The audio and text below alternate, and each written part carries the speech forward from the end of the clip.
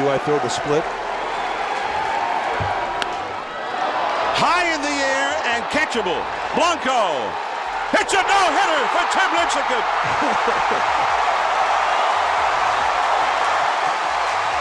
He went from being baseball's unstoppable freak, winning Cy Youngs and World Series rings, to vanishing without a trace. Tim Lincecum's story isn't just about dominance. It's about how one of baseball's greatest pitchers suddenly disappeared from the spotlight. This story begins in Seattle, June 15, 1984, where a quiet kid named Tim Lincecum picked up a baseball before he could even ride a bike. At just 5, his father, a former college pitcher, became his first coach. The two spent endless evenings in their backyard, fine-tuning the smallest movements, the twist of a wrist, the snap of a release. But here's the thing.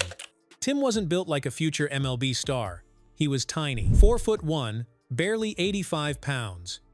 Coaches saw his size and shrugged him off. Still, every time he threw, the ball seemed to explode out of his hand like it had a secret engine. His dad saw something no one else did, not a weak kid, but a spark. And that spark? It would soon turn into one of the wildest rides in baseball history. And here's where it gets interesting. By his senior year, Tim had shot up to 5'11", but he was still lean, built more like a skater than a pitcher. But when that wiry frame launched a baseball at 94 miles per hour, everyone stopped laughing. He dominated high school hitters and earned himself a full-ride scholarship to the University of Washington. There, he tore through college baseball like a storm, posting a jaw-dropping 1.94 ERA his junior year. Coaches, players, and even rival teams couldn't figure him out. How could this kid, this small, almost fragile-looking guy, throw with such ferocity? That's when the nickname was born. The Freak. He didn't look like a pitcher. He looked like a glitch in the system, a human outlier. And as much as scouts doubted his body, they couldn't deny his results. It's just fortunate enough to be able to play a game that I love and, do it for a living. By 2006, the world couldn't ignore him anymore. The San Francisco Giants drafted him 10th overall, betting big on the skinny kid with freakish velocity.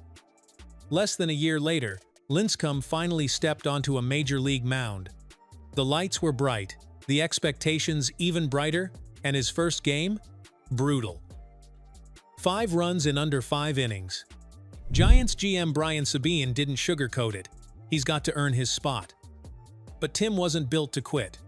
Just 2 weeks later, he struck out 10 batters in 7 shutout innings. The crowd roared. The doubt evaporated. He had arrived, and the league had no idea what kind of monster they were about to face. This is the part where the legend begins. In 2008, everything clicked. His control sharpened, his confidence surged, and his fastball danced like it had a mind of its own. In April alone, he posted a 1.73 ERA, mowing hitters like it was nothing. Soon, he was everywhere, featured on the cover of Sports Illustrated and praised by veterans who'd seen it all. "He's worth the hype," one teammate said, and they were right. By September, he was throwing complete game shutouts and leading the entire MLB in strikeouts. Then, at just 24 years old, Tim Lincecum won the Cy Young Award, the best pitcher in baseball. He wasn't supposed to make it this far. Too small, too unorthodox, too weird. But that's what made him special. Scouts warned his violent delivery would destroy his arm someday. His father just smiled and said, "Tim can throw all day and never get hurt." For now, the Freak was untouchable. If 2008 was the big "Hello World," 2009 was Lincecum basically kicking down the door and saying, "Yeah, I'm actually this good." The dude just kept leveling up his motion, his command, even the zip on his fastball. It all just clicked. June was nuts. 3 complete games, mowing hitters like it was nothing. Is the guy's fire on the mound? You could feel it through the TV. No surprise when he snagged his second Cy Young in a row, crazy rare. Only the game's true monsters do that. The Giants still somehow missed the postseason, which, honestly, is what a waste. But at that point, nobody could shut up about him. You heard his name, Pedro, with the legends. Lincecum wasn't just a hot streak anymore, he was the dude everyone wanted to watch. The ace who made every game a must. 2010, $23 million. Yeah, that's a lot of zeros. And pretty much cemented himself as the Giants' top dog on the mound. The team loaded up with some seriously promising names, too. Enter Buster Posey, Madison Bumgarner, and Pablo Sandoval. That crew?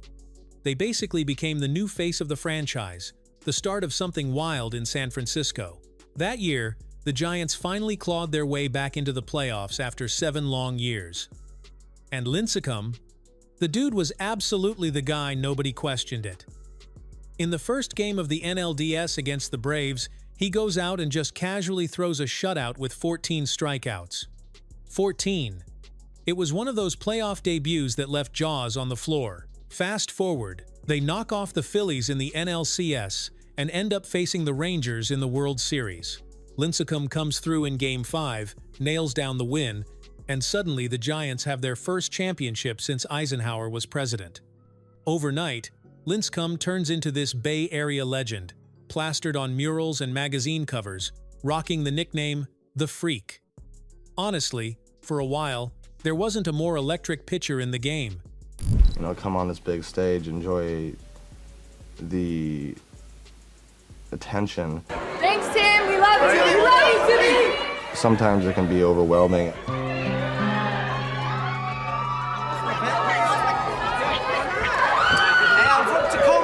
Lincecum in 2011, still a total monster. The guy just radiated that wild energy, and his changeup basically made hitters look silly. But you know how these things go underneath the highlight reels. Stuff started cracking. By spring 2012, his back was acting up, and suddenly his mechanics looked a little off. That heater of his? Used to blaze at 94, now barely scraping 90. Hitters started timing him up, and by the middle of the year, his ERA was, well, ugly. Walk up, control down, and that silky delivery? It looked like he was grinding gears. People started whispering, "Guess the old Lincecum's gone." But here's the thing, the dude never lost his fire. When the Giants shoved him into the bullpen for the 2012 postseason, he basically said, "Fine, watch this." Came out throwing gas in short bursts, carved through lineups, and helped snag the Giants another ring. Second one in 3 years. Not too shabby for a washed-up arm, huh? So, Lincecum, being Lincecum, rolled into 2013 with that stubborn vibe like, "Nah, I'm not done." Then, boom! The 13th of July 2013, he no-hits the Padres. The guy threw 148 pitches, because why not, and looked like vintage Freak again. The magic was still there, but let's be real, consistency? Not so much. No all-star nod, just flashes. Next year, 2014, he drops another no-hitter on the Padres. Lightning really does strike twice sometimes, but if we're honest, those flashes were just that, flashes. ERA was still climbing, his fastball kept slowing, and eventually, he got bounced from the rotation. Still, 2014 brought another ring. He got hurt in Game 2 of the series, but hey, third championship. The Giants partied, but everyone knew Lincecum's magic days were running out. By 2015, his fastball was crawling at 88, nowhere near the old days when he'd leave hitters shaking at 100. Then, in June, a comebacker nailed his pitching arm, and, just like that, he was out. Docs finally spilled the beans. He'd been hiding a gnarly degenerative hip for years. Suddenly, all the struggles made sense, but the only fix was surgery.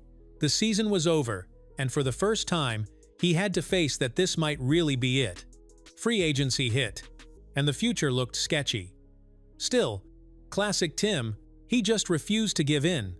Swore he'd get back, fix his body, and prove everyone wrong. 2016 rolls around. He rehabs for months, putting on a public show for every scout and their grandma, hoping for one last shot. The Angels bite. Sign him. Brutal reality check.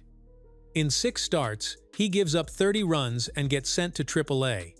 His fastball's a memory. his changeup's not fooling anybody.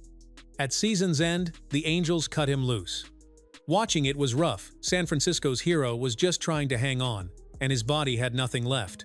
Still humble, though. After that, nada. In 2017, not a single team called. He's out of the game, just like that. In 2018, he tried a minor league deal with the Rangers, but never made it back. No farewell. No final game. Just silence. Reporters went looking, but he was done talking. Friends said he just wanted peace. Fame wasn't his thing anyway. So, the long-haired kid who once owned baseball just slipped away. No drama. Quiet exit. Totally his style.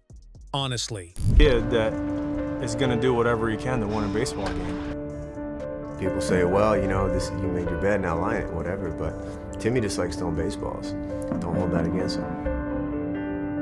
I kind of just stay under the radar and hopefully let my ball do the talking. Man, Tim Lincecum was like a shooting star here for a wild ride, then gone before you knew it. The guy racked up 2 Cy Youngs, 3 rings, and tossed a couple of no-hitters, all in less than a decade. Nuts, right? He wasn't some hulking, intimidating dude either. Dude was barely bigger than your average high schooler, but he made big league hitters look silly with that funky delivery and fearless attitude. He basically told every undersized kid out there, "Hey, you don't have to look like a linebacker to own the mound." Honestly, it's kind of tragic how fast it ended. Injuries just wrecked him. People still argue that if his arm had held up, he'd be a lock for Cooperstown. Doesn't really matter though. In San Francisco, he's straight up legendary, and anyone who watched him pitch will never forget it. Tim Lincecum's story reminds us that greatness isn't about how long it lasts, it's about the impact it leaves behind.